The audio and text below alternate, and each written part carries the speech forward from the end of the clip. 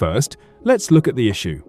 I'm adding a standard Flexbox container and dropping in a div block. I'll quickly color this one blue so we can see it.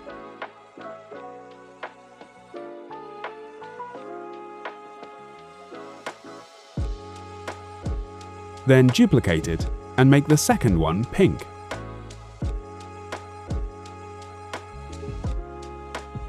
Notice that white gap right between them?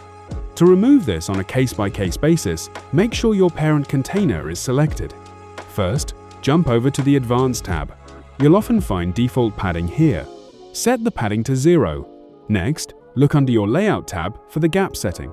Go ahead and change that to 0. But what if you don't want to do that every single time you build a section?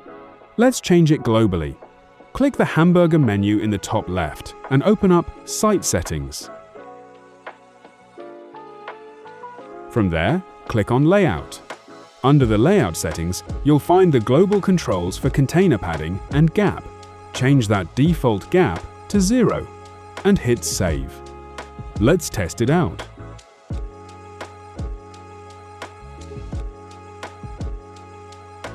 Now, when we create a brand new container and start dropping in elements like another blue block or a text heading, you'll see there's absolutely zero gap between them right out of the box.